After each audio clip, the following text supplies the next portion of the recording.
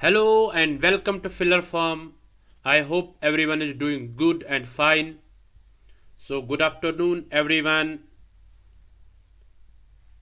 So, मेरी request है सबों को कि आप ज़्यादा से ज़्यादा अपने फ्रेंड्स के साथ शेयर करो और लाइक करो, ठीक है? हाँ. So, my name is Mudassir Amin. I am presenting here MCQ series regarding paper 1. तो हमारा टारगेट क्या है? Top 20 MCQs daily on paper 1 teaching and research aptitude. हमारा मिशन है UGC net JRF. Good afternoon everyone.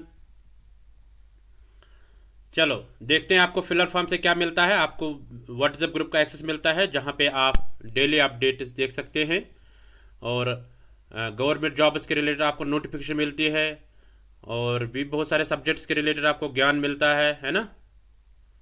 हाँ, अपने friends के साथ ज़्यादा से ज़्यादा शेयर करो, ठीक है. हाँ, और लाइक भी करो. चलो जो नए हैं वो चैनल को सब्सक्राइब करो, है ना. हाँ, वो भी लाइक करो वीडियो को, ठीक है. तो क्या मिलता है और आपको फ्री क्लासेस मिलते हैं, फ्री नोट्स मिलते हैं, लाइव क्लास मिलते हैं, है ना. MCQs और PYQs मिलते हैं, फ्री बुक्स मिलते हैं, ठीक है. तो ये आप डाउनलोड कर सकते हैं इस वेबसाइट से. तो इसको आप देखोगे www.ugc-net.com. तो ये कुछ क्लासेस है, इनका लाभ ले सकते हैं आप. और फिलर फार्म की एक एप्लीकेशन अपनी है, उसको आप इंस्टॉल करो अपने ऐप से, मोबाइल में ऐप स्टोर से. तो उसमें भी आप मॉक टेस्ट और क्विज़ेस दे सकते हैं. तो ये 3 क्लास है, इनको आप मिस कभी नहीं करना, ठीक है. तो आप भी मेहनत करते रहो. नेक्स्ट टाइम आपका नाम JRF अचीवर्स में आना चाहिए. तो जो नेट क्वालिफाई करेंगे उनका नेट अचीवर्स में आना चाहिए, ठीक है. सो अपने दोस्तों के साथ ज़्यादा से ज़्यादा शेयर करो इसको, और ताकि वो भी पार्टिसिपेट करें, ठीक है. और वीडियो को लाइक करो तो उससे हमें थोड़ी मोटिवेशन मिलती है ना. हाँ, सो अपना थम्स अप दीजिए. तो करते हैं हम आज का MCQ सीरीज स्टार्ट. हाँ, वेरी गुड. चलो अपना थम्स अप दे दीजिए. Okay, so are you ready? Yes. So let us get started and let us start today's MCQ series. देखो आपके पास हर क्वेश्चन के लिए 30 सेकंड होते हैं. आपको आंसर करना है ओनली 30 सेकंड्स में, ठीक है. रुकना नहीं है. क्वेश्चन देख लिया, तुरंत आपको आंसर करना है, ठीक है. हाँ, गुड आफ्टरनून एवरीवन. चलो चलते हैं आज के MCQ सीरीज पे.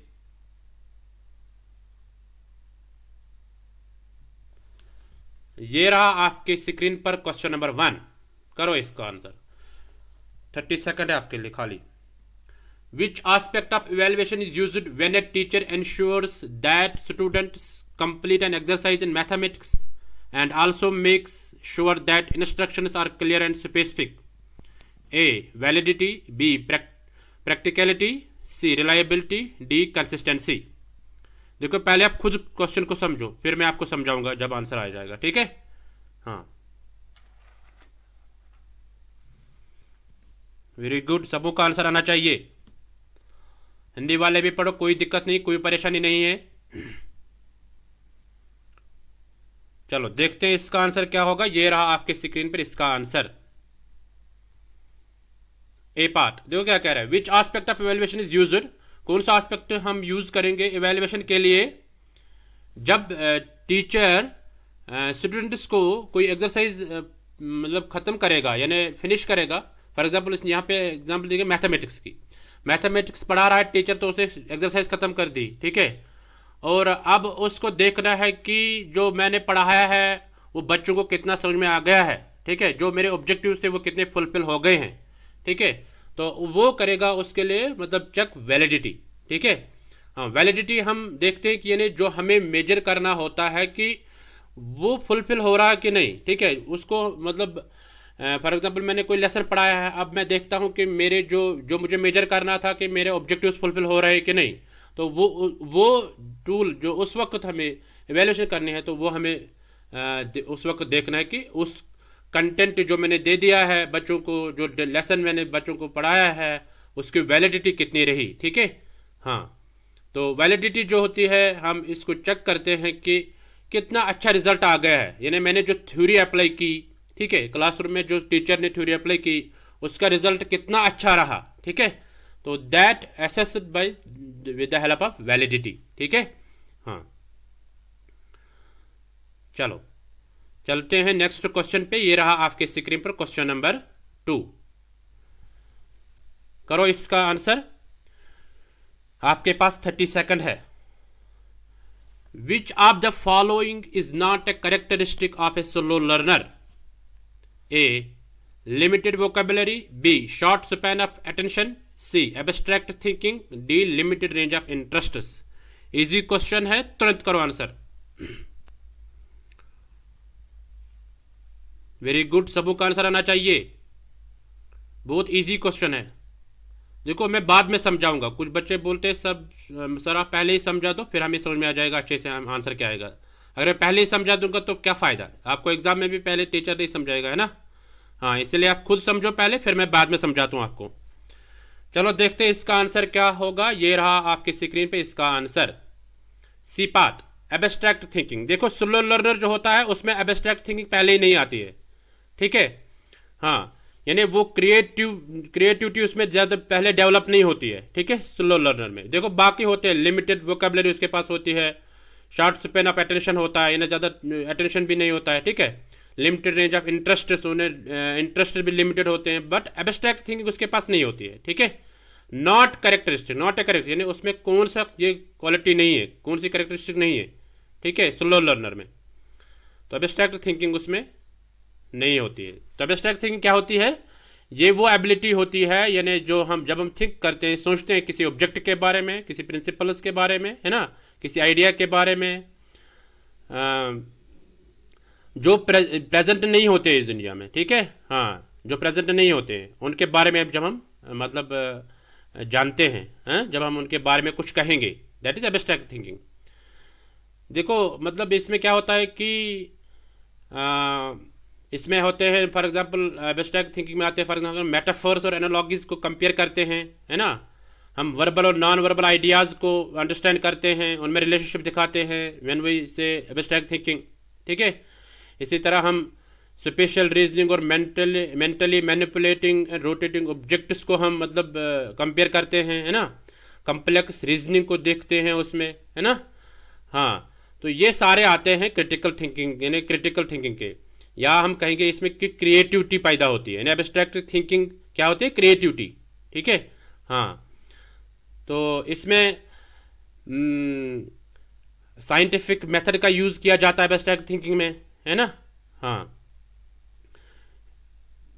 चलो तो आई होप आपको समझ में आ गया होगा कि एब्स्ट्रैक्ट थिंकिंग क्या होती है, यानी ये स्लो लर्नर में नहीं होती है, गिफ्टेड में होती है। ठीक है, हाँ, चलो देखते हैं नेक्स्ट क्वेश्चन क्या होगा। ये रहा आपके स्क्रीन पर question number 3। If students do not understand what is taught in the classroom the teacher should feel. ठीक है, इसको आप पढ़ो और आंसर करो। A part, terribly bored. B, to explain it in a different way. C, that he is wasting time. D, pity for the students. जल्दी करो सब आंसर। वेरी गुड, सबको का आंसर आना चाहिए और ज़्यादा से ज़्यादा शेयर करो इसको। हाँ, बहुत अच्छा, कंसंट्रेट रखो क्वेश्चन की तरफ। चलो देखते हैं इसका आंसर क्या होगा। ये रहा आपके स्क्रीन पर answer, B part, to explain it in a different way. देखो अगर बच्चों को समझ में नहीं आ रहा है कि क्लासरूम में क्या पढ़ाया जाता है तो उस वक्त टीचर को क्या फील होगा। ठीक है, हाँ, तो टीचर को क्या करना है, उसको कोई और स्ट्रेटजी अपनानी है। फॉर एग्जाम्पल वो लेक्चर मेथड से पढ़ाता होगा तो उसको ऐसा मेथड अपनाना है कि बच्चों को खुद ब खुद समझ में आ जाए। ठीक है, हाँ, मतलब कि वो बच्चे अच्छे से समझ में सके, तो मतलब उसका मेथड चेंज करना है। ठीक है, या उसको पढ़ाना है दूसरे तरीके से। ठीक है, जिससे बच्चों को समझ में आ जाएगा। ठीक है, हाँ जी, चलते हैं नेक्स्ट क्वेश्चन पे। ये रहा आपके स्क्रीन पर question number 4। The best way to memorise is, यानी मेमोराइज कैसे कर सकते हैं हम। ठीक है, A part study for long time, B to understand the concept, C to read loudly, D to write the concept. ठीक है, करो इसका आंसर। हिंदी वाले भी करो आंसर, कोई परेशानी कोई दिक्कत नहीं है। सबों का आंसर आना चाहिए। Very good.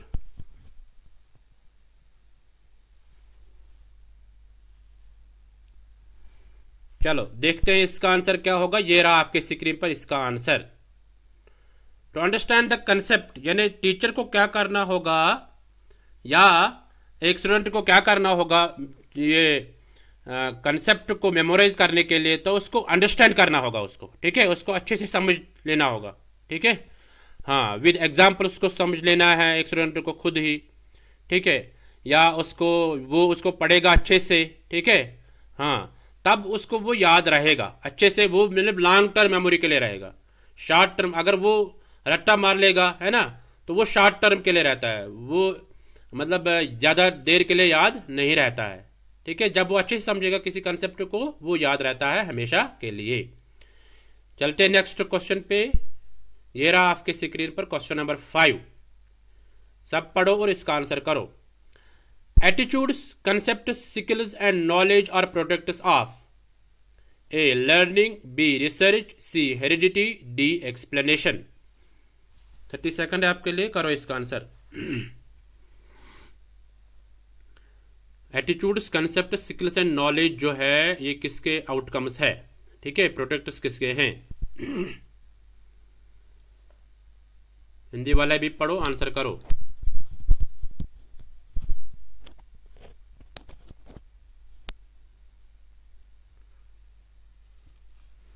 चलो देखते हैं इसका आंसर क्या होगा। ये रहा आपके स्क्रीन पे इसका आंसर। ए पार्ट लर्निंग, यानी जो एटीट्यूड्स, कंसेप्ट्स और स्किल्स एंड नॉलेज जो है ये आउटकम किसके हैं, लर्निंग के। जब हम लर्न करते हैं हमें नॉलेज आ जाती है, हमें स्किल आ जाता है ना, हम कंसेप्ट सीख लेते हैं, हमारे पास एटीट्यूड आ जाता है ना, हाँ, तो ये हमें डेवलप हो जाते हैं। Very good. तो चलते हैं नेक्स्ट क्वेश्चन पे। ये रहा आपके स्क्रीन पे question number 6। Which of the following is not a product of learning. अब इनमें कौन सा नहीं आउटकम लर्निंग का। ठीक है, attitudes, concepts, knowledge, maturation. Easy हो गया। वहां पे देखो, वहां क्वेश्चन नंबर 5 क्या था, आप क्वेश्चन नंबर 6 पे आ गए आप। अब देखो यहाँ पे आप खुद अच्छे से आंसर कर पाओगे। मुझे नहीं लगता इसको ज़्यादा टाइम दे देंगे, ये तो इजी क्वेश्चन है। चलो, सबों का करेक्ट आंसर होना चाहिए इसका। Very good. तो चलते हैं, देखते हैं इसका आंसर क्या होगा। ये रहा आपके स्क्रीन पे इसका आंसर। हाँ, सब आंसर करो, इजी क्वेश्चन है। तो ये रहा आपके स्क्रीन पे इसका आंसर। मैक्सिमम का आंसर आ गया है डी पार्ट, मैच्योरेशन। देखो मैच्योरेशन इसका आउटकम नहीं है। ठीक है, ये ग्रोथ के रिलेटेड होता है मैच्योरेशन, तो ये नहीं आएगा इसका। ठीक है, बाकी तो आ जाएंगे, है ना। नॉट प्रोडक्ट, क्वेश्चन को देखो, is not a product of learning, है ना, तो मैच्योरेशन नहीं आएगा, डी पार्ट इसका आंसर आएगा। ठीक है, हाँ, तो लर्निंग जो होती है ये वो प्रोसेस होती है जिसमें हमें बिहेवियरल चेंज दिखाई दे देती है। ठीक है, हाँ, behavioural change in the individual, एक इंडिविजुअल में एक बिहेवियरल चेंज आ जाती है। मैच्योरेशन क्या होती है, ये एक नेचुरल प्रोसेस होती है। तो इसमें कौन सी चेंज हो जाती है, नॉर्मल, यानी ग्रोथ हो जाती है। ठीक है, यानी maturation is related with the growth, तो ये आप याद रखोगे। तो ये लर्निंग के साथ नहीं आएगा। तो प्रोडक्ट्स ऑफ लर्निंग क्या क्या है, एटीट्यूड्स है, फियर्स है, जेस्चर्स है, नॉलेज है, लैंग्वेज स्किल्स है, मोटर स्किल्स है ना, ये सारे प्रोडक्ट्स ऑफ लर्निंग है। हाँ, चलते हैं नेक्स्ट क्वेश्चन पे। ये रहा आपके स्क्रीन पर क्वेश्चन नंबर 7। इसका आंसर करो सब। Some students in a class exhibit great curiosity for learning, it may be because such children. चलो, आपके पास 30 सेकंड है, इसका करो answer. A are gifted, B come from rich families, C show artificial behaviour, D create indiscipline in the class. सबू का answer आना चाहिए, बहुत इजी क्वेश्चन है।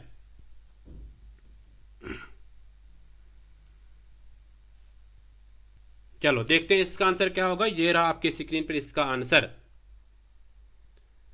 ए पार्ट आर गिफ्टेड, यानी सम तो इसका आर गिफ्टेड आ जाएगा, यानी वो गिफ्टेड होते हैं जिनमें क्यूरियोसिटी ज़्यादा होती है। तो ये नेक्स्ट क्वेश्चन है आपके स्क्रीन पर, क्वेश्चन नंबर 8। इसका आप आंसर करो। The best way to react to a wrong answer given by student is. ठीक है, हाँ, इसको आप समझो और आंसर करो। A part, to scold him for not having learned the lesson. B, to explain why the answer is wrong. C, to ask another student to give the correct answer. D, to ignore the wrong answer and pass on the next question. Very good, सबों का answer होना चाहिए।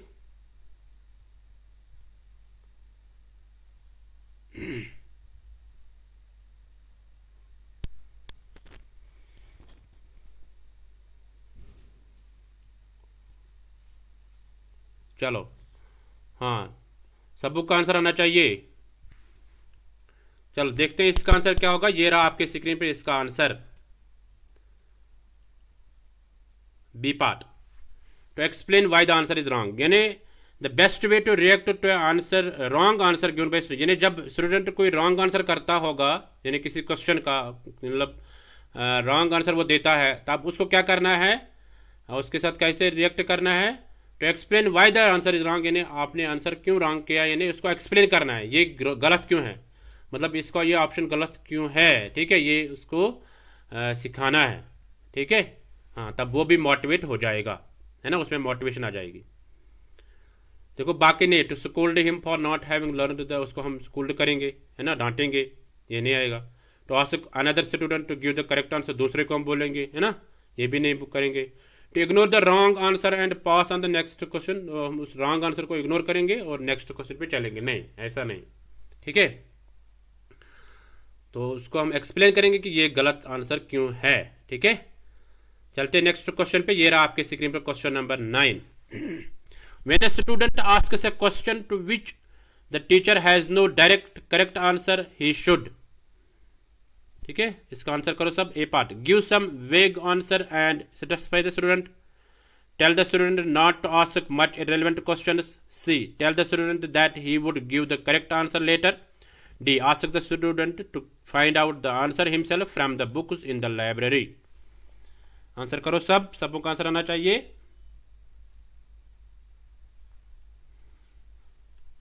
कोई दिक्कत नहीं है, कोई परेशानी नहीं है। क्वेश्चन को अच्छे से पढ़ो और आंसर करो। बहुत अच्छा, सबों का आंसर आना चाहिए, सब पार्टिसिपेट करो। चलो देखते हैं इसका आंसर क्या होगा। ये रहा आपके स्क्रीन पे इसका आंसर, सी पार्ट। यानी जब कोई स्टूडेंट क्वेश्चन पूछता है एक टीचर से, ठीक है, डायरेक्टली क्वेश्चन पूछता है, तो टीचर को उसका आंसर पता नहीं होता है, यानी या उसको क्वेश्चन समझ में नहीं आ गया होगा। ठीक है, तो टीचर को मतलब अगर क्वेश्चन का आंसर पता नहीं भी होगा तो टीचर को क्या बताना है। C, tell the student that he would give the correct answer later, यानी वो बोलेगा उसको कि मैं आपको बाद में इसका आंसर बता सकता हूँ, अभी मुझे याद नहीं आ रहा है, या कुछ और। ठीक है, मतलब मुझे याद नहीं आ रहा है आंसर, तो मैं इसका आंसर आपको बाद में दे सकता हूँ। ये एक रिएक्शन होनी चाहिए एक टीचर की। ठीक है, हाँ, चलो चलते हैं नेक्स्ट क्वेश्चन पे। ये रहा आपके स्क्रीन पर क्वेश्चन नंबर 10। करो इसका answer. If the students do not understand what is taught in the class, the teacher should. अगर, हाँ, वो आप पहले समझो खुद, फिर मैं बाद में बताऊंगा। ठीक है, हाँ जी। A part, repeat the lesson once again. B, teach the lesson again citing suitable examples। C, check the previous knowledge of the students in the topic। D, proceed to the next topic। Answer करो सब, सबको answer आना चाहिए। बहुत easy question है, मगर समझने के लायक। जब जो इसको समझेगा अच्छे से वही इसका आंसर कर पाएगा। हाँ, वेरी गुड, सबको आंसर आना चाहिए।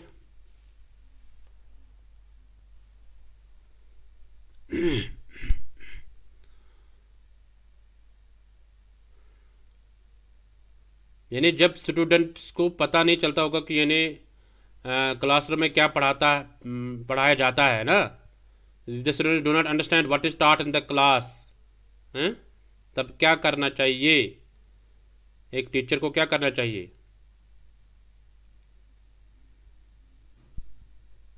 हाँ चलो देखते हैं इसका आंसर क्या होगा। ये रहा आपके स्क्रीन पे इसका आंसर। इसका आंसर आएगा बी पार्ट है। यानी जब students do not understand, students कोई मतलब समझता नहीं होगा कि what is taught in the class, class में पढ़ाया क्या जाता है, तो उस वक्त जो टीचर होगा, टीचर को क्या करना है, teach the lesson again citing suitable examples, उसको दोबारा पढ़ाना होगा लेसन को और एग्जाम्पल्स दे के, यानी एग्जाम्पल्स को साथ साथ के चलना पड़ेगा। ठीक है, जब एग्जाम्पल्स वो दे देगा तब बच्चों को समझ में आ जाएगा कि हमें क्या पढ़ाया जाता है। ठीक है, हाँ तो चलते हैं नेक्स्ट क्वेश्चन पे। ये रहा आपके स्क्रीन पे क्वेश्चन नंबर 11। इसको पढ़ो और आंसर करो। Which of the following categories of teachers tend to favour the traditional formal sitting pattern of rows of students directly facing the teacher at the front of the classroom? Direct instruction, B indirect instruction, C student centred, D none of the above. बहुत easy question है, हाँ सबको का answer आना चाहिए। Very good, ऐसे response करो, quick response करो, हाँ क्विक रहो। इस आधे घंटे या जो 40 मिनट्स होते हैं, इन 40 मिनट्स में आप क्विक रहो। ठीक है, और कंसंट्रेशन पूरा यहीं पे रखो। ठीक है, 5 सेंसेस यहीं पे रखो। चलो देखते हैं इसका आंसर क्या होगा। ये रहा आपके स्क्रीन पे इसका answer. A part direct instruction, यानी कौन विच of the following categories of teachers, यानी कौन से टीचर ऐसे हैं जो वो ट्रेडिशनल अप्रोच को फेवर करते हैं, है ना, ट्रेडिशनल टीचिंग को, या फॉर्मल सेटिंग पैटर्न ऑफ रोज, यानी स्टूडेंट्स को रोज में बिठाते हैं, है ना, और खुद आप स्टूडेंट्स के आगे खड़ा हो जाता है और बोल देता है उनको लेक्चर, जो उनको पढ़ाता होगा, टेक्स्ट बुक उठाता होगा तो और पढ़ाता होगा। ठीक है, तो वो डायरेक्ट इंस्ट्रक्शन में आ जाता है। ठीक है, इनडायरेक्ट इंस्ट्रक्शन में नहीं। इनडायरेक्ट इंस्ट्रक्शन होती है जो टीचर स्टूडेंट्स को प्रोजेक्ट में मतलब एंगेज करेगा या किसी असाइनमेंट में एंगेज करेगा। दूसरे स्टूडेंट सेंटर, इन्हें स्टूडेंट्स को भी इन्वॉल्व करना टीचिंग में। ठीक है, हाँ तो ये नहीं आएंगे, तो इसका आएगा डायरेक्ट इंस्ट्रक्शन। तो क्वेश्चन नंबर 12 ये रहा आपके स्क्रीन पर, इसका आंसर करो सब। विच of the following teacher can be identified with authoritarian teaching style, यानी अथॉरिटेरियन कौन होता है, यानी अथॉरिटेरियन टीचिंग स्टाइल कौन सा होता है इसमें। ठीक है, हाँ टीचर अथॉरिटी होती है उसमें। हाँ, A part democratic teacher, B indirect teacher, C laissez faire teacher, D direct instruction teacher. ये भी इजी क्वेश्चन है, बट इसको समझना है, थोड़ा ट्रिकी क्वेश्चन है। हाँ आंसर करो सबको आंसर आना चाहिए। वेरी गुड, मैक्सिमम का आंसर आता है, बहुत अच्छा। क्वेश्चन को अच्छे से समझो। ठीक है, हाँ चलो देखते हैं इसका आंसर क्या होगा। ये रहा आपके स्क्रीन पे इसका answer. D part direct instruction teacher. ठीक है, डायरेक्ट इंस्ट्रक्शन टीचर वो होता है, यानी जो टीचर स्टूडेंट्स के आगे खड़ा हो जाता है और फिर उनको बोल देता है जो लेसन पढ़ाना होगा, उसमें स्टूडेंट्स का ज़्यादा पार्टिसिपेशन नहीं होती है। ठीक है, डायरेक्ट इंस्ट्रक्शन टीचर जो होता है, यानी या डायरेक्ट इंस्ट्रक्शन क्लासरूम में जो टीचिंग होती है उस वक्त जो स्टूडेंट्स होते हैं उनका ज़्यादा पार्टिसिपेशन नहीं रहती है। ठीक है, डेमोक्रेटिक टीचर में क्या होता है, डेमोक्रेटिक टीचर वो होता है यानी जो फ्लेक्सिबिलिटी दे देगा क्लासरूम में। ठीक है, बोलने को, यानी स्टूडेंट्स भी बोलेंगे। इनडायरेक्ट टीचर वो होता है जो बच्चों को असाइनमेंट दे देगा, जो बच्चों को प्रोजेक्ट दे देगा। ठीक है, प्रोजेक्ट करने को। लेसिस फेयर टीचर वो होता है, यानी वो ज़्यादा उसका रोल नहीं रहता है क्लासरूम में, वो बच्चों को बोलता है, मतलब आप खुद भी समझो। ठीक है, हाँ मतलब उसका ज़्यादा वो अथॉरिटी नहीं रहती है क्लासरूम में, लेसिस फेयर टीचर जो होता है। ठीक है, हाँ ये भी एक डेमोक्रेटिक ही होता है, यानी ज़्यादा रोल नहीं रहता है इसका विद स्टूडेंट्स। ठीक है, हाँ तो डायरेक्ट इंस्ट्रक्शन में क्या होता है कि इसमें जो सारा रोल जो होता है यानी ये टीचर सेंट्रिक होता है। ठीक है, हाँ डायरेक्ट इंस्ट्रक्शन यानी वो टीचर जो जिसमें स्टूडेंट्स का पार्टिसिपेशन कम होगा। ठीक है, हाँ यानी ये अथॉरिटी बनता है इसमें। है सारा कंट्रोल कौन करता है, एक टीचर ही करता है उसमें। आगे समझ में, ओके चलते हैं नेक्स्ट क्वेश्चन पे। ये रहा आपके स्क्रीन पर question number 13। What is more desirable in a classroom, क्या होना चाहिए क्लासरूम में ज़्यादा। ठीक है, A teacher delivering a lecture on the basis of the text and is own research, यानी ओन अप्रोच भी कह सकते हैं। B a teacher delivering a lecture on the basis of course content and standard books. C a teacher answering questions raised by students. D a teacher maintaining strict discipline and taking attendance regularly. Answer करो, सबको का answer आना चाहिए। चलो हिंदी वाले भी पढ़ो और आंसर करो। थोड़ा सा टाइम ले लेंगे इसमें, ये क्वेश्चन इसमें थोड़ा सोचना है, ठीक है।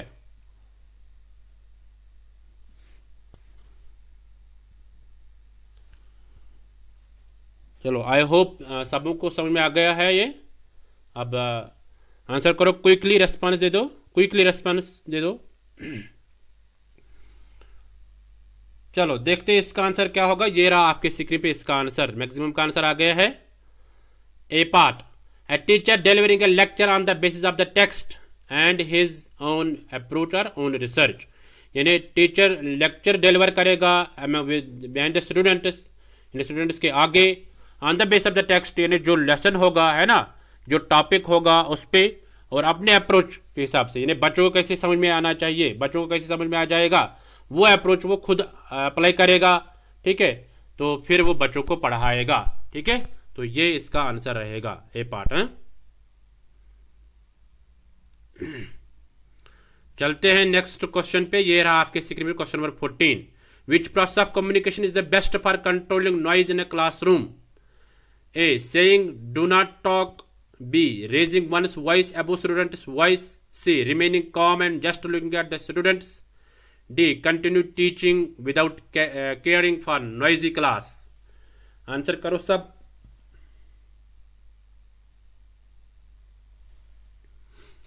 बहुत अच्छा, क्विक रेस्पॉन्स आ रहा है, वेरी गुड।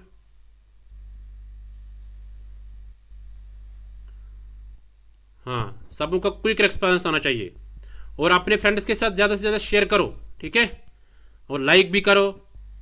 हाँ, लाइक तो बनता ही है, इतना मेहनत करते हैं हम आपके लिए, एमसीक्यूज लाते हैं, है ना, और आपका लाइक बनता है इसमें। आपको लाइक करने से क्या होगा, है ना। हाँ चलो देखते हैं इसका आंसर क्या होगा। ये रहा आपके स्क्रीन पे इसका answer, C part. Which process of communication is the best for controlling noise in a classroom? यानी जब कोई क्लासरूम में, फॉर एग्जाम्पल क्लासरूम में कोई टीचिंग लर्निंग प्रोसेस होती है ना, फिर नॉइज होगा स्टूडेंट्स की तरफ से, आप उसको कंट्रोल करने के लिए हम कौन सा तरीका अपनाएंगे, ठीक है। तो टीचर को क्या करना होगा, उसको सी पार्ट जो है, रिमेनिंग काम, उसको खामोश रहना है, and just looking eight students, फिर देखना है किन की तरफ स्टूडेंट्स, यानी खामोश रहना है, फिर स्टूडेंट्स की तरफ देखना है। तो स्टूडेंट्स खुद ब खुद खामोश रह जाएंगे, वो नॉइज कम हो जाएगा, वो बोलेंगे टीचर ने खामोशी की, अब ये क्या हो गया, ठीक है। हाँ, टीचर क्यों चुप हो गया। तो ऐसे हम नॉइज को कंट्रोल कर सकते हैं। ये नहीं कहेंगे डायरेक्ट से डू नॉट टॉक, तो वो दोबारा बात करेंगे, है ना। हाँ, तो या हम raising one's voice above students voice, है ना, ये भी नहीं कर सकते हैं। Continue teaching without caring for noise, मतलब हमें नॉइज को रोकना पड़ेगा, तभी हम हमारी जो टीचिंग लर्निंग इफेक्टिव रहेगा, ठीक है। हाँ, तो हमें खामोश रहना है, तो बच्चे खुद ब खुद देखेंगे ये क्या हुआ है, ठीक है। हाँ, वेरी गुड। चलते हैं नेक्स्ट क्वेश्चन पे। ये रहा आपके स्क्रीन पर क्वेश्चन नंबर 15। इसका आंसर करो सब। As a teacher what will you do if students do not attend your class? आप एक टीचर है, आप क्या करोगे उस वक्त अगर आपके स्टूडेंट्स क्लास अटेंड नहीं कर रहे हैं? आंसर करो सब।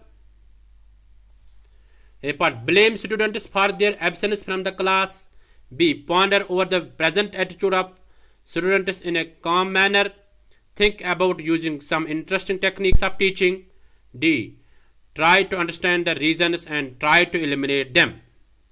इजी क्वेश्चन है, बट समझने की बात है यहाँ पे।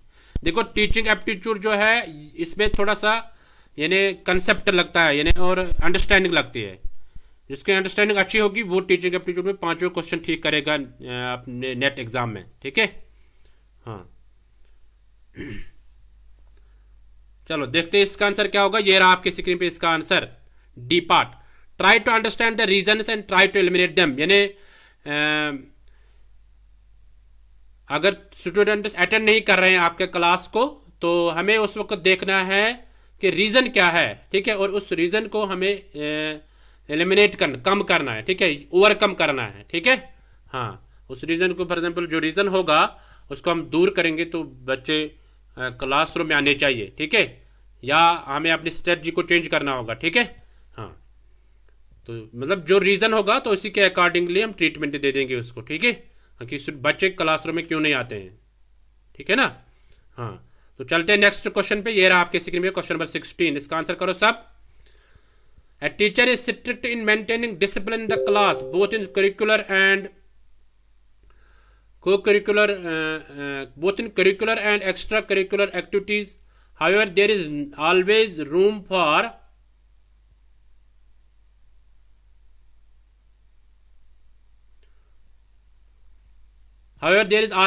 for discussion regarding clarification of doubts in teaching, learning, and conducting other activities.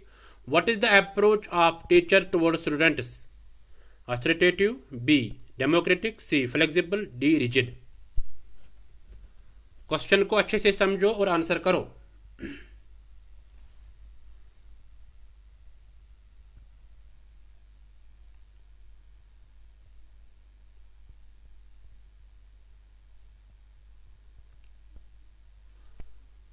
Very good, सबको आंसर आना चाहिए।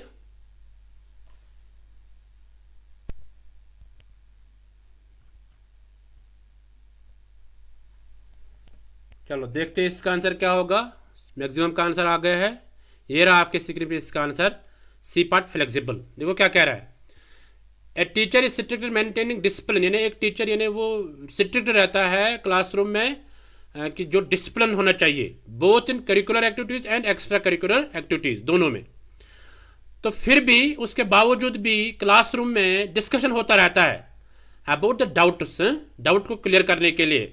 जब टीचिंग लर्निंग होती है तब डिस्कशन होती रहती है कि जो जहाँ पे डाउट रहता है स्टूडेंट्स को तो वो दूर कर लेते हैं, ठीक है। चाहे टीचर कर लेते हैं चाहे स्टूडेंट आपस में कर लेते हैं। What is the approach of teacher towards students, यानी कौन सा अप्रोच अपनाता होगा उस वक्त टीचर अमंग द स्टूडेंट्स, ठीक है। अथॉरिटेटिव नहीं होगा, डेमोक्रेटिक भी नहीं होगा, ठीक है। फ्लेक्सिबल हम कहेंगे, है ना, फ्लेक्सिबल, रिजिड भी नहीं कहेंगे, ठीक है। बहुत सख्ती करता होगा, है ना, तो ये भी नहीं होगा, तो इसमें फ्लेक्सिबल आएगा। टीचर उस वक्त फ्लेक्सिबिलिटी का अप्रोच अपनाता होगा, ठीक है। हाँ जी, वेरी गुड।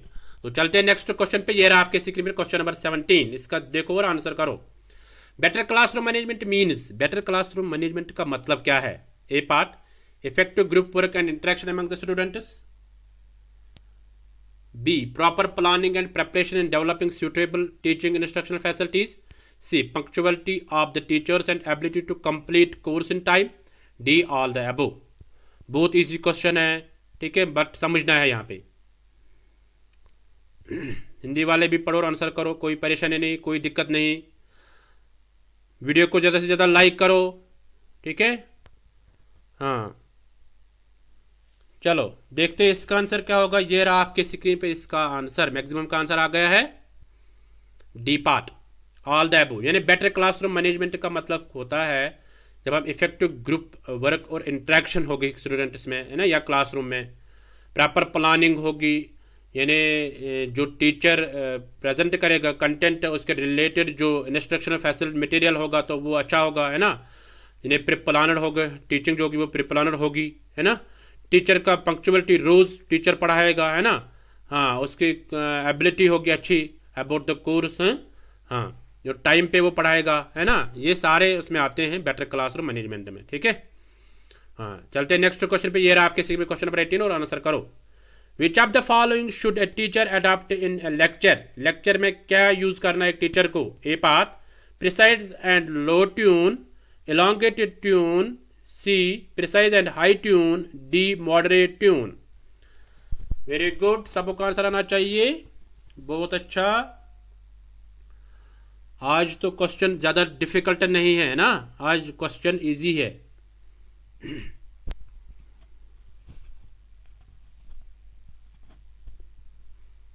चलो इस क्वेश्चन पे ज़्यादा टाइम नहीं ले लेंगे हम, ये ज़्यादा डिफिकल्ट क्वेश्चन नहीं है।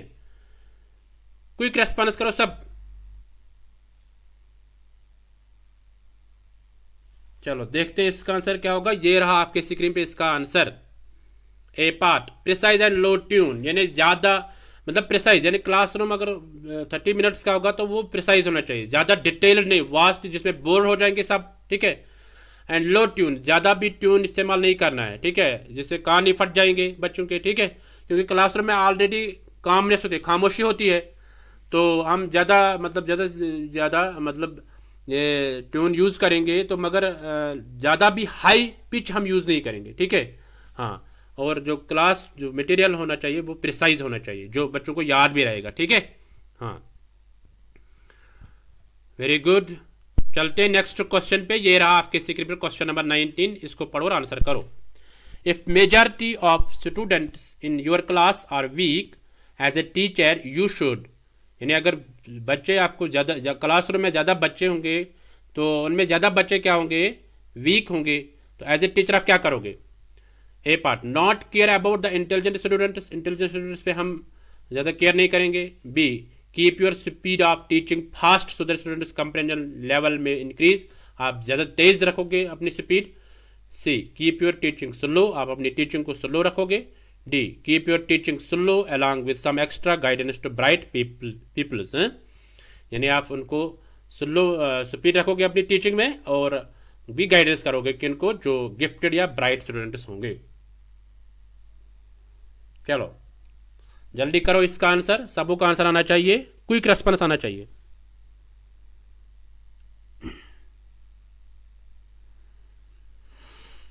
चलो देखते हैं इसका आंसर क्या होगा। हाँ, मैक्सिमम का आंसर आ गया है। चलो और वेट करते हैं थोड़ा, 5-10 सेकेंड। चलो देखते हैं इसका आंसर क्या होगा। ये रहा आपके स्क्रीन पे इसका आंसर, डी पार्ट। यानी एक टीचर को क्या करना है उस वक्त जब बहुत सारे बच्चे वीक होंगे क्लासरूम में, उस वक्त उसको उसकी अपनी टीचिंग में थोड़ी सी स्पीड कम करनी है, यानी उसको स्लोली पढ़ाना है, ठीक है। स्लोली मीन्स की यानी कम कम पढ़ाना है, ठीक है, ठीक है। Along with extra guidance to bright peoples, और गाइडेंस करना है किनको, जो गिफ्टेड स्टूडेंट्स होंगे, है ना। हाँ, वेरी गुड। तो आई होप आपको समझ में आ गया होगा। ये अब लास्ट क्वेश्चन जो है इस एमसीक्यू सीरीज का 20 क्वेश्चन है, ये रहा आपके स्क्रीन पर। इसको पढ़ो और आंसर करो। आज का जो लास्ट क्वेश्चन है वो बहुत इजी भी है। A teacher in the class should keep the pitch of his voice, एक टीचर जो है वो अपने क्लास में अपने जो पिच होगा, टोन जो होगा वो कितना होना चाहिए उसका, ठीक है। हाई एनफ बहुत ज़्यादा, लो कम, मॉडरेट होना चाहिए, या some time low and some time high, ठीक है। हाँ, इसको करो आप सब, वेरी गुड। क्विक रेस्पॉन्स आ गया इस क्वेश्चन का। हाँ, बहुत अच्छा, आप तो टैलेंटेड बच्चे हैं। हाँ, वेरी गुड। थोड़ा वेट करते हैं, सबों का आंसर आना चाहिए। चलो देखते हैं इसका आंसर क्या होगा। ये रहा आपके स्क्रीन पर लास्ट क्वेश्चन, 20 क्वेश्चन का answer, D part. Some time low and some time high, यानी एक टीचर को अपनी वॉइस में तब्दीली लानी होगी, मॉडिफाई करना, यानी कभी स्लो रखना है, कभी हाई रखना है, ठीक है। हाँ,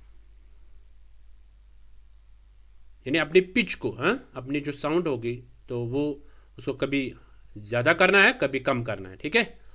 हाँ, तो ये थे आज के 20 question. I hope you enjoy these question, 20 question, ठीक है। Thank you everyone. तो आप कैसे डाउनलोड करोगे इस नोट्स को, इसको आप जाओ इस वेबसाइट पे www.ugc-net.com, और फिलर फॉर्म की एक एप्लीकेशन आती है, उसको आप ऐप स्टोर से, प्ले स्टोर से डाउनलोड करके वहाँ पे आप मॉक टेस्ट और क्विजेज दे सकते हैं, ठीक है। आप फीडबैक दे दीजिए क्योंकि आपका फीडबैक इंपॉर्टेंट है। आप इस फीडबैक दे सकते हैं www.fillerform.info, और आप व्हाट्सएप ग्रुप में ज्वाइन होना चाहते हैं तो इस व्हाट्सएप ग्रुप पे आप कांटेक्ट करो और ज्वाइन हो जाओ, ठीक है। हाँ, तो ये फ्री क्लासेस है, इनका लाभ ले लो आप, है ना, फ्री ऑफ कॉस्ट है, कोई पैसा नहीं देना है, जिसका कोई नहीं है उसका फिलर फॉर्म, ठीक है। हाँ जी, तो ये 3 क्लास आप कभी मिस नहीं करना, ठीक है। अगर मिस करोगे तो बहुत कुछ खो जाओगे, ठीक है। हाँ, क्योंकि पेपर 1 आगे मतलब स्कोर में बहुत मदद करता है, जब आप एग्ज़ाम देते हैं तो पेपर 1 बहुत हेल्प करता है, ठीक है। हाँ जी, तो आप भी मेहनत करते हो, नेक्स्ट टाइम आपका नाम JRF अचीवर्स में आ जाएगा। कोई भी क्वेश्चन होगा, कोई भी प्रश्न होगा, वो प्रश्न आप कमेंट में दे दो और हम उसका आंसर करेंगे अच्छे से, ठीक है। हाँ, मतलब वीडियो के जो नीचे कमेंट होता है वहीं पे आप कमेंट करो, तो वहाँ पे हम उसको एड्रेस करेंगे। ठीक है, थैंक यू एवरीवन। तो ये था आज का एमसीक्यू सीरीज। अपने फ्रेंड्स के साथ ज़्यादा से ज़्यादा शेयर करो, और जो नए हैं वो सब्सक्राइब करो चैनल को, और वीडियो को लाइक करो ज़्यादा से ज़्यादा। ठीक है, हाँ, थैंक यू। तो मिलते हैं नेक्स्ट टाइम, तब तक के लिए